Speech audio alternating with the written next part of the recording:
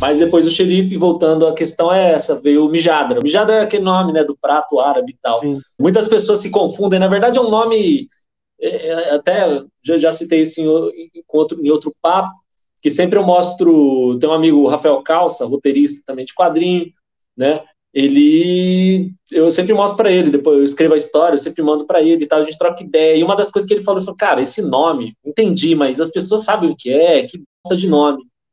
Eu sabia que era uma bosta de nome no sentido que, para mim, aquilo tudo foi o título, é o título que é, entendeu? É aquela época, é aquela pessoa, é aquela receita, é tudo. E eu deixei, eu falei, cara, um dia vão entender, se não entender, não entende, quem entender, entendeu, tá bom. Porque eu não tô preso com ninguém no sentido de ter que vender ou não, então,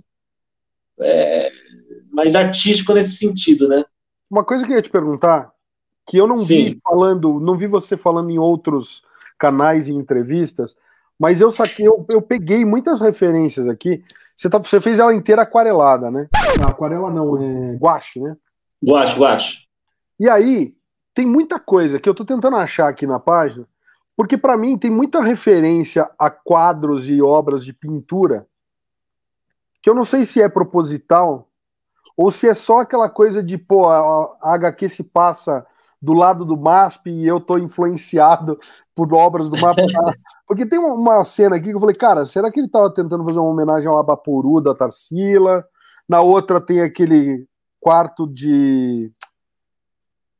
aquela O obra quarto do artista, né? É, o quarto lá do Van Gogh, né? É, o quarto do Van Gogh. Pô, tem muita coisa que você olha e você fala assim, pô, lembra muito.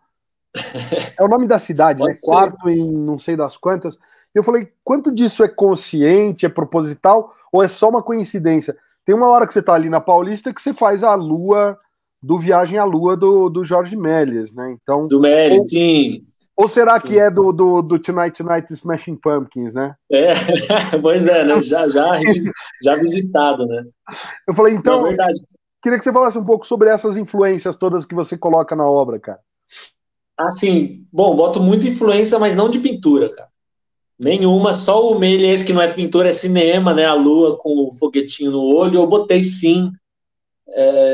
Mas as pinturas não, de repente te lembrou mesmo por ser pincelada, né? Por ter aquele caos.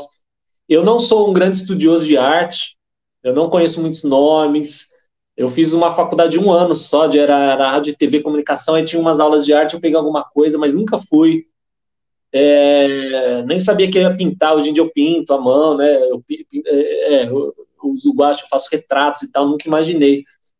E, na verdade, o Mijadra foi eu comecei a pintar. Na verdade, eu fui fazer esse quadrinho em 2019, tinha rolado o Xerife, ainda não tinha ganho o prêmio, mas já tinha vendido bastante, estava tendo retorno. Eu falei, beleza, vamos aproveitar esse embalo, esse ano é outro quadrinho. E sempre que eu vou fazer alguma coisa, eu penso no que eu tô afim de fazer, sabe? Não é um tipo, o que seria... comercial nunca pensa, é o que eu tô afim de contar. Eu tava passando por umas coisas pessoais tal que me fazia refletir sobre a minha idade, sobre alguns apegos que eu tinha de umas épocas e tal. Bom, mas já volto para essa ideia, mas falando da técnica, eu me dei... Foi na loucura, assim, de falar, vou fazer algo diferente. Ele foi preto e branco, e aí eu tava pintando uns guaches, fazendo umas coisinhas, eu falei, vai ser no guache. Sei lá, pelo menos eu aprendo guache, e saí fazendo no guache. E foi um ato de coragem, fazer guache em cima do craft, e eu aprendi demais. Isso me deu a segurança que me levou a ir para a rua fazer retrato que eu faço hoje, porque eu estava mexendo em guache. Então eu gosto de sempre experimentar. E, enfim, voltando para a ideia, era isso. Estava passando por umas coisas, né? Depois já dos 30 anos, tem alguns pontos da cidade de São Paulo que eu tenho um certo apego, que me lembram de épocas. Eu estava meio preso a uma época, assim, a primeira época que eu vivi em São Paulo, né, do começo dos anos 2000, e aí o prédio lá onde eu alugava o quarto, eu sempre que eu ia lá no MASP, eu olhava com uma certa nostalgia, olha ali, blá, blá, blá. Eu estava meio cansado desse apego, e ao mesmo tempo eu estava tendo umas crises assim em casa que me fazia pensar em largar tudo, vou começar de novo, eu vou alugar o quartinho onde eu aluguei, vou começar de novo, agora vai ser diferente.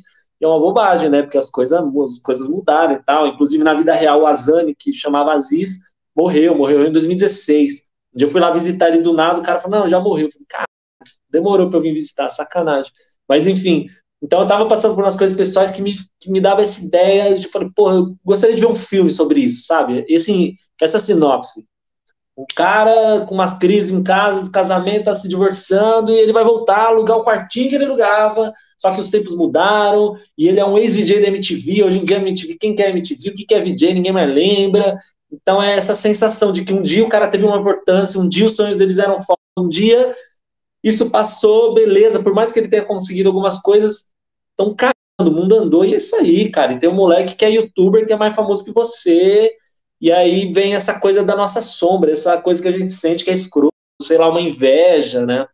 Alguém que tá ali no comecinho, você, nossa, essas oportunidades, você quer pegar, você ficar de olho na mulher, né? Então, foi uma forma, assim, de trabalhar com a sombra, de botar essas coisas para fora, de tratar esse assunto também do recomeço. É isso, assim, eu acho que serve como... Eu acho que no Xerife eu experimentei uma coisa muito boa de... Uma ilusão, na verdade, né? Por exemplo, eu vou fazer um quadrinho sobre a perda do meu pai e tal. Me deu uma ilusão de que não foi em vão. Tipo, não, o cara não morreu em vão, olha, pelo menos tem um livro que fala dele e ninguém vai esquecer. Uma bobagem, né? Algumas pessoas vão pensar, mas não conheceram ele, mas beleza. Vai ficar na cabeça de algumas pessoas. Então é mais essa sensação de fechar uma fase e tal. E aí com o Mijadra também consegui botar para fora, aquela época lá, morando com a Aziz, não sei o quê, fechei num quadrinho e agora eu posso deixar isso para trás. E aí, é meio que backups, assim, se for ver. Né? Agora, voltando às referências, não tem pintura, porque eu não sou estudioso de pintura, mas tem muita música, né? Tem muita música de bandas de São Paulo e tal. E, bom, e a própria cidade. E a MTV, que eu botei os VJs e tal. E diferente do Kombi, todas as referências que eu boto lá, eu olhei fotinho no Google, né? No Kombi, eu não fiz pesquisa, eu simplesmente fui lembrando do que realmente eu vivi, fiz uma lista do que precisava ter. Nossa, Fantástico Mundo de Bob, Gloob Gloob, tipo, eu vivi isso, então vai ter tudo lá. E aí o que eu fiz foi no Google pegar umas fotinhas para fazer um desenho bonitinho, igualzinho. No Mijadra, não. Eu peguei de cabeça uns VJ, uns programas da MTV que eu lembrava e desenhei de cabeça para ser uma coisa mais simbólica. Eu não queria ficar preso à foto do Cazé. Então, o Cazé era um cara careca com óculos meio futurista. A Sabrina, tinha Sabrina. A mina do Beija-Sapo, a Cicarelli, era uma loira, o zóio verde. Então, ela nem parece, é um boneco esquisitaço que é simbolicamente a Cicarelli.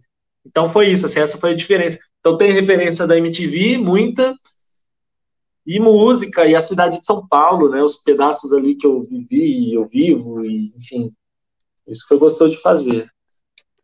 Eu acho muito interessante, Thiago, porque assim, óbvio que dá para ver que tem muita coisa pessoal, mas quando você mexe com essa coisa de resgatar o passado e tudo mais, você está mexendo com uma coisa que é universal, né? Então, e você traz, especialmente para quem leu todas as tuas obras ali, ou pelo menos não li todas, mas estou em fase, estou cumprindo aqui a minha lição de casa. A gente vê muito essa coisa da jornada do cara. Quer dizer, você morava em São Paulo, foi para o interior e voltou para São Paulo. Eu sou do interior de São Paulo e fui estudar em São Paulo, né? Na capital. Então, cara, a hora que eu pego isso daqui, fala tão alto em uma série de níveis, e aí a gente projeta, né? A gente projeta, porque tanto que essa coisa das referências, eu falei, pô, legal. Vi uma aqui e falei, tá, ele deve ter pegado a Tarsila do Amaral de referência. Aí vejo outro e falo, pô, isso aqui parece o quadro do quarto do Van Gogh e tal. Aí você vê nessa cena aqui, tem um vaso com girassol, você fala, pô, Van Gogh de novo, né? O vaso girassóis, caramba. Porque eu fiz mestrado em Estética e História da Arte. Então eu estudei pintura pra um caramba, entendeu? Quando você pega e se vê reconhecido, né? Você se reconhece numa HQ que você sabe que não tá retratando a sua vida, mas você vê esses pontos, pô, eu trabalhei ali na Alameda Santos, então esse canto aí do MASP, o Opção, esse rolê todo ali, só, cara, eu vivi um pouco isso. E daí você fala assim, pô... Ele fala, com certeza, né? Já são 3 referências, ele com certeza pegou algum quadro e falou, vou fazer uma homenagem aqui e ali. E aí você conversa com o autor, não era nada daquilo, né? Então, no final das contas, é muito louco isso, porque de fato, né, você tá deixando alguma coisa para a posteridade e que talvez vá falar pro interlocutor, para quem tá lendo, algo que nem era a tua intenção inicial, né? Então, só para te dar um feedback de dizer, cara, é uma obra poderosa. Eu acho que assim, o teu estilo, para quem tá em casa e não conhece, galera, É um traço muito, muito, muito estilizado, né? Como ele comentou, em guache. Não sei nem se está em página que eu não posso mostrar, porque YouTube agora, Pode, qualquer não. coisinha. Não, não, mas estou dizendo o YouTube, ele depois cancela nosso vídeo ali, se tem cena Ah, tá. Tem uns peitinhos aí. tem os peitinhos. Então, assim, para o leitor novato, talvez o cara olhe e fale assim, ah, meu, meio esquisito. Mas para quem está acostumado a ver, você fala, tem um nível de um grau de sofisticação e estilização que é muito bacana, cara. Então, assim, é uma Não. leitura, pô, achei divertidíssima. E aí fica aquela pergunta: você realmente voltou a morar com a Zane depois de estar mais velho? Ou foi só... Você estava falando que não, né? Mas é só para confirmar essa informação. Sim, então, eu passei por situações em que eu pensei em voltar, só que, como eu disse, quando eu fui visitá-lo em 2016, em algum momento, lá descobri que ele tinha morrido há meses atrás, fiquei super mal e tal.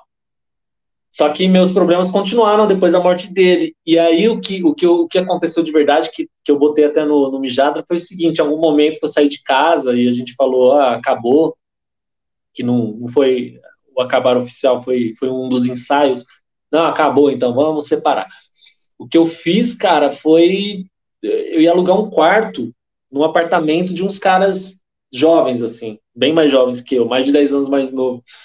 E beleza, né? Era perto e tal, num lugar, perto da Paulista até e tal. Falei, vamos, tem que recomeçar, então vamos alugar esse quarto e tal. Só que era difícil conversar, né, cara? Porque eu tava saindo de um bagulho na época, eu já tava um casamento de 12 anos, e eu ia falar com o moleque desabafar, e o moleque, eu sei como é. E aí e você, quanto tempo que você tá namorando? Tô há 6 meses com ela. Ah, vai merda, você não sabe que você tá, sabe, essa conexão faltava, cara. Eu falei, senti errado, sabe? Eu tô na nave errada, eu tô viajando com. Não tem nada a ver. E aí, esse cara, querendo ou não, tem um maluco aí no Jada que é o Enzo, que é um maluco azul, forte, todo bonito, super jovem, né? Que é baseado nesse moleque aí que eu conversei, que é isso. Na verdade, e tem um pouco de tempero de outros caras, assim, mais novo, mais bonitos, que rola essas invejas às vezes da gente, né? Tipo, fala, e aí no Mijador eu botei esse cara bem assim, do tipo, ele simboliza tudo que ameaça o Derek, que é o principal que tá perdido, né? Tá nessa, mano, ninguém lembra mais de VJ, o que eu sou, blá.